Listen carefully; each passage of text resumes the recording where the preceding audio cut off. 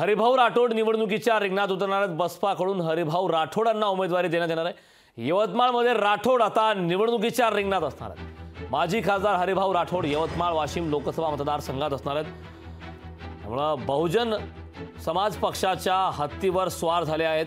आज अखेरच्या दिवशी त्यांनी नामांकन अर्ज दाखल केलाय। हरिभाऊ राठोड यापूर्वी भाजपकडून लोकसभा निवडणुकीत ते विजयी झाले होते, मात्र त्यानंतर आता काँग्रेस, शिवसेना, भारत राष्ट्र समिती, आप या पक्षात त्यांनी प्रवेश केला होता। आता पुन्हा बहुजन पक्षाकडून उमेदवारी दाखल केली। परिवर्तन घडून आणण्यासाठी उमेदवारी असल्याचं त्यांनी सांगितलं। जो पक्ष आहे याच्यामध्ये स्पेस आहे, काम करण्याची खूप संधी आहे। याच्यामध्ये आजपर्यंत जरी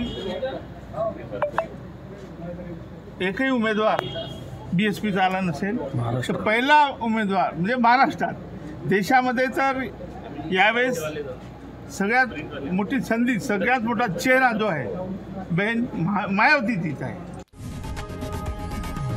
लोकशाही मराठी ऐका, पहा, जागरूक रहा।